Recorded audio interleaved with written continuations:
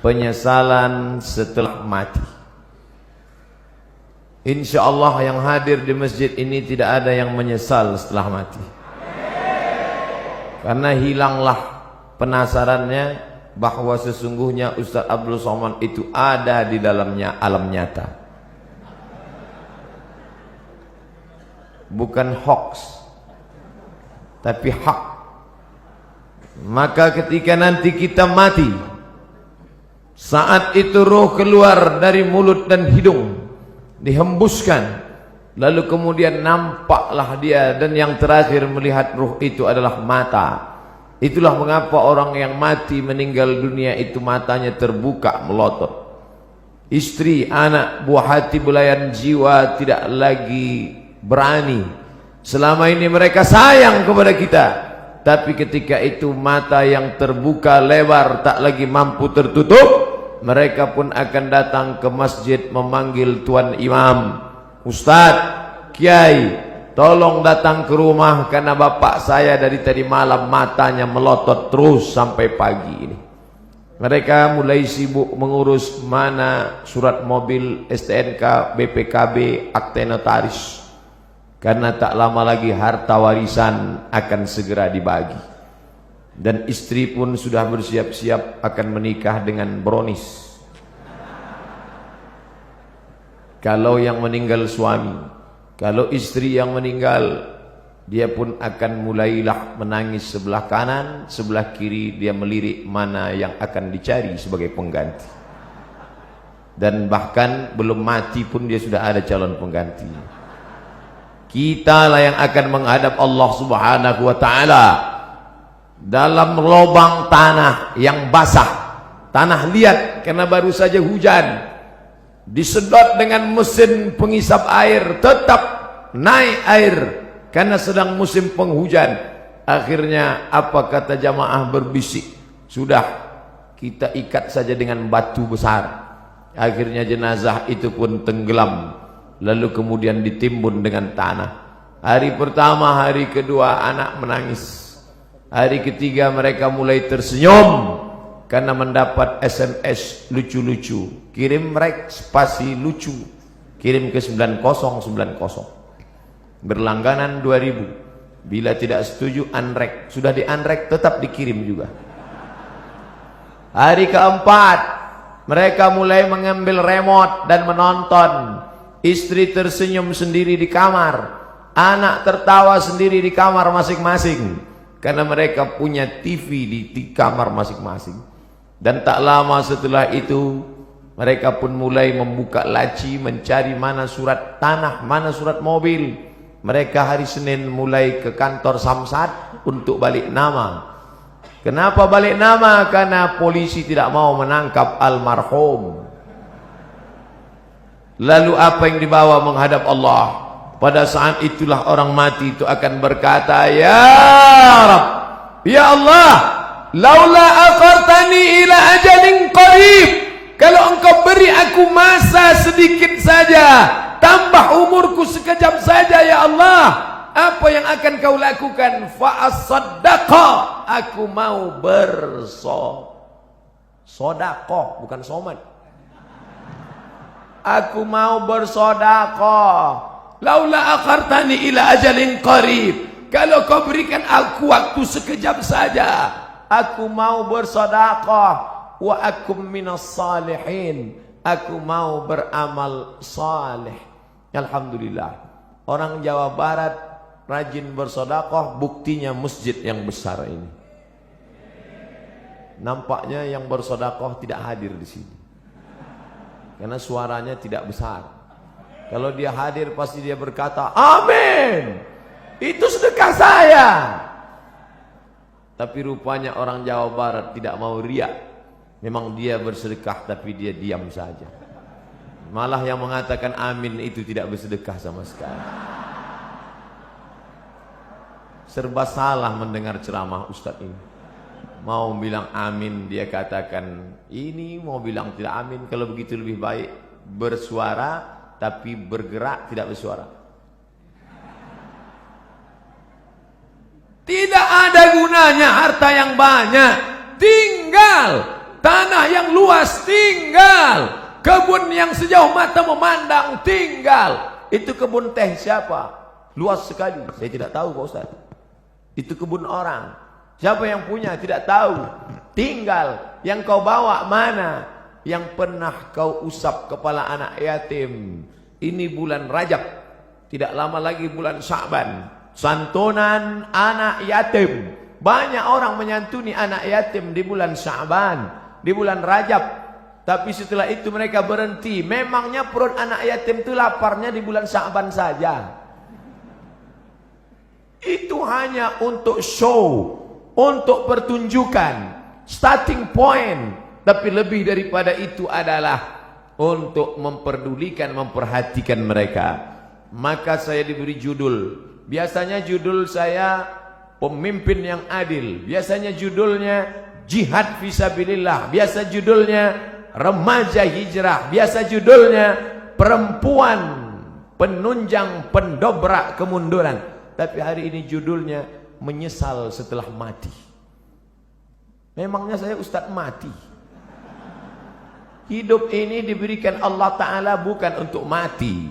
Hidup ini diberikan Allah Ta'ala untuk hidup.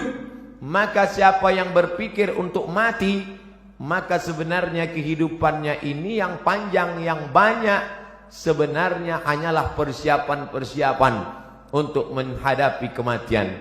Insya Allah. Kalau beginilah ramainya solat berjamaah, maka saya tidak perlu lagi memberi motivasi solat berjamaah. Insya Allah subuhnya pun kabarnya kata Pak Gubernur seperti ini juga banyaknya. Nampaknya amin itu harapan sebagai doa, mudah-mudahan sebanyak ini.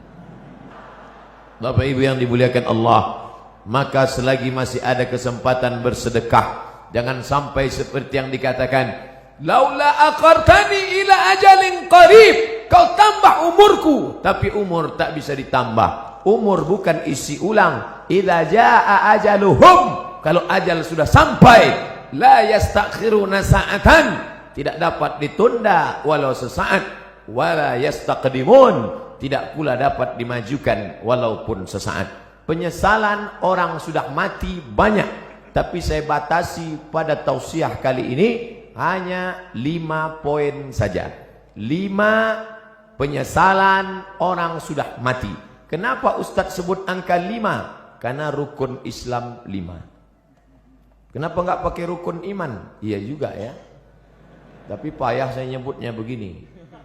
Ada 5 supaya Bapak Ibu pulang mudah ngingat. Saya termasuk penceramah yang tidak pandai ceramah ngalor ngidul. Ada orang ngomong bisa semua dia bahas. Dari Donald Trump sampai Donald Bebek bisa dibahas. Saya tidak pandai.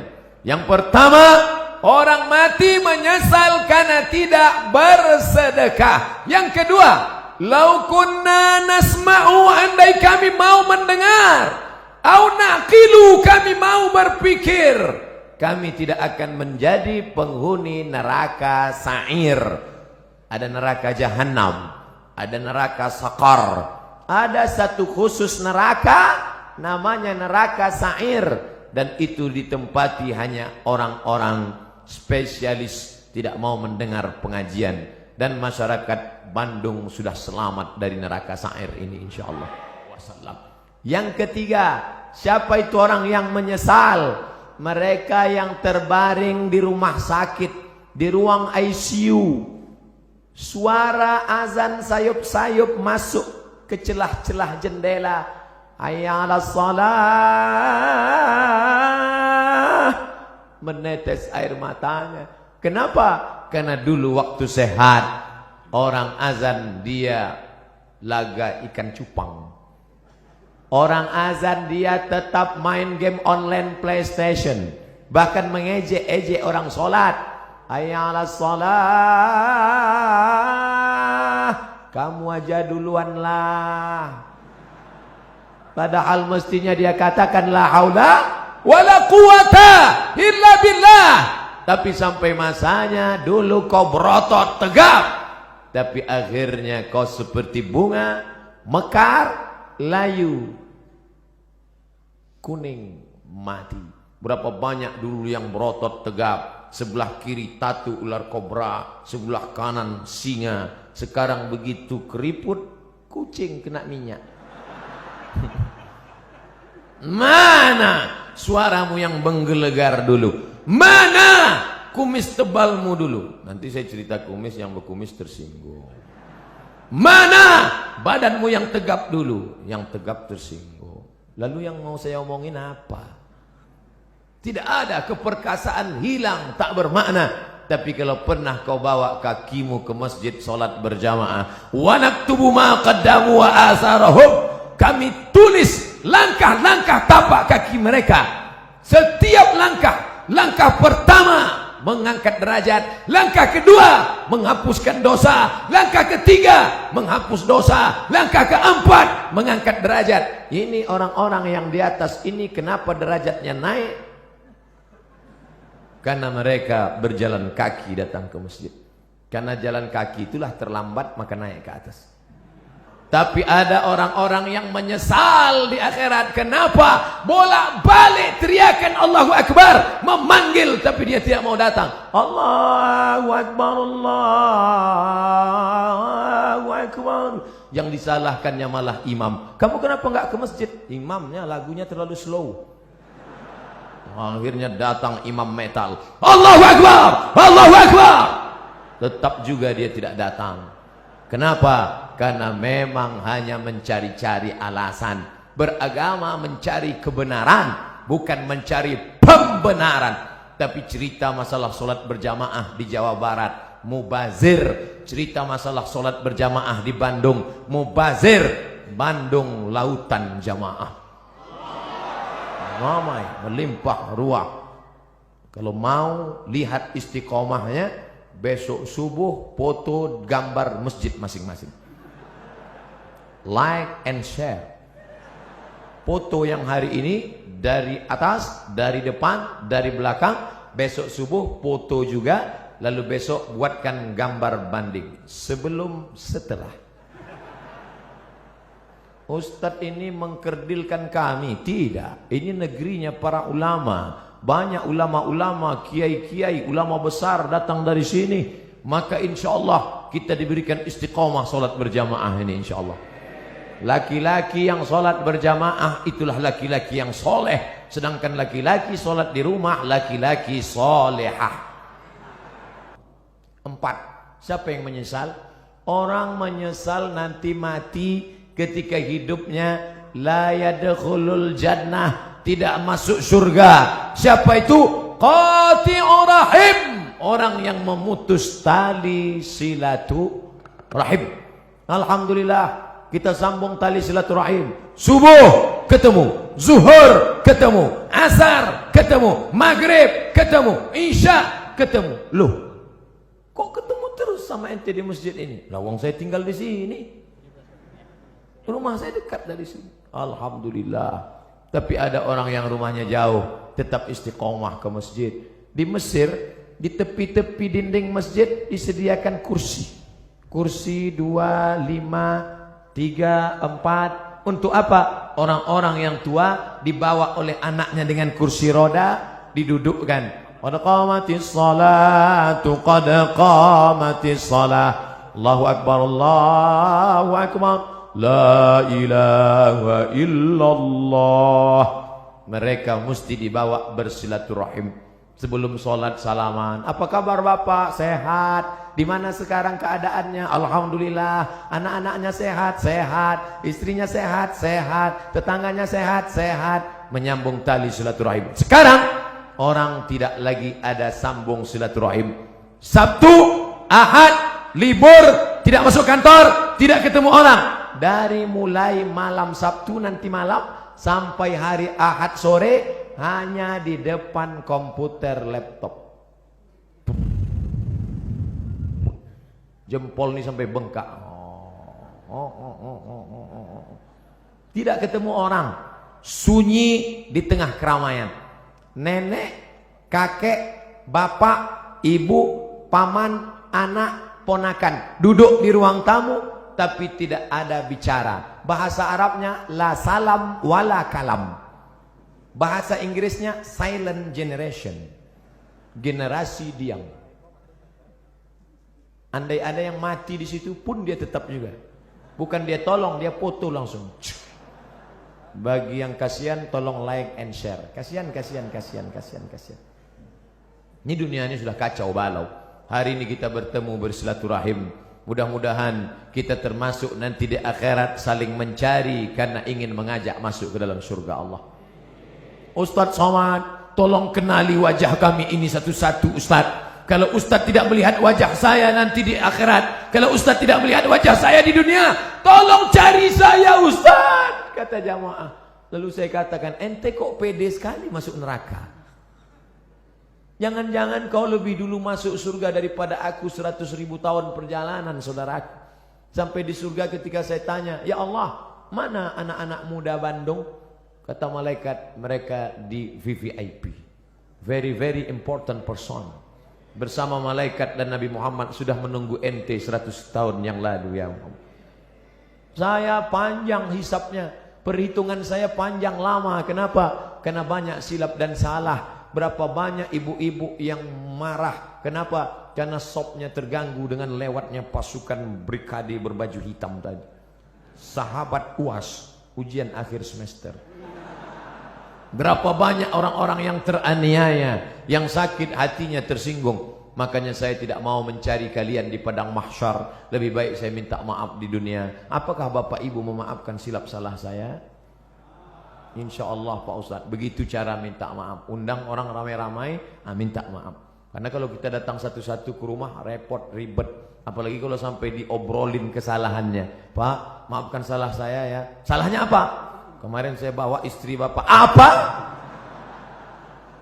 Bapak Ibu yang dimuliakan Allah Subhanahu wa taala, maka sambung tali silaturahim. Apalagi ini bulan Rajab, habis ini bulan Sya'ban, habis Sya'ban Ramadan, sambung tali silaturahim. Biasanya tradisi kita dimanapun di Indonesia, di Jawa, di Sumatera, di Kalimantan, di Sulawesi, di Papua, kaum muslimin muslimat mengumpulkan tangga, sahabat, kerabat, semuanya diberi makan. Habis makan minum, habis minum snack, habis itu cuci mulut, habis itu kata sambutan. Bapak Ibu Saudara sekalian, anak-anak yatim menghadapi bulan suci Ramadan ini, maukah Bapak Ibu memaafkan saya? Tetangga yang sudah kenyang pun mau.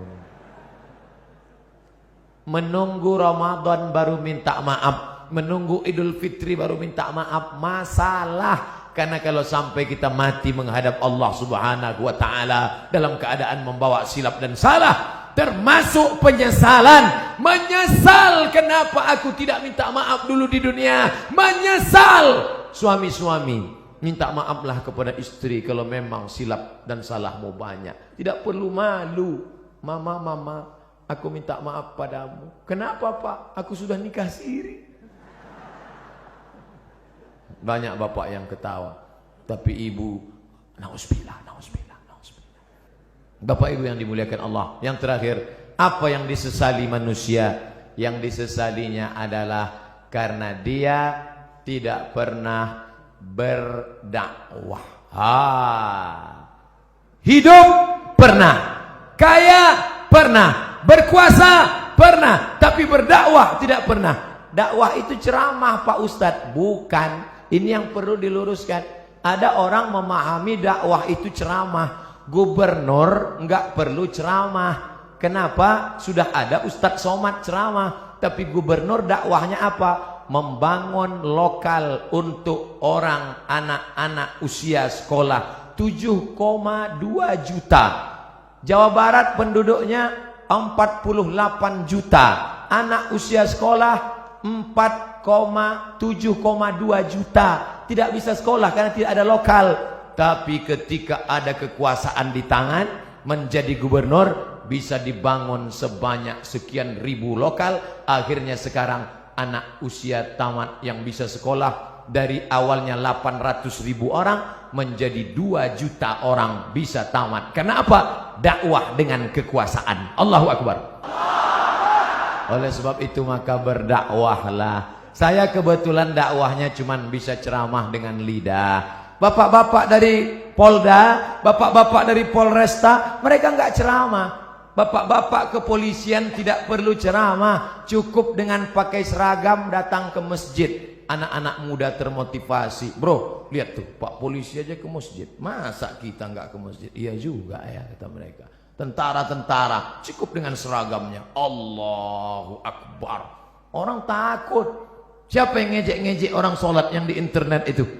Siapa yang berani ngejek orang sholat di internet? Kalau sudah polisi tentara ke masjid sholat berjamaah, dakwah dengan perbuatan.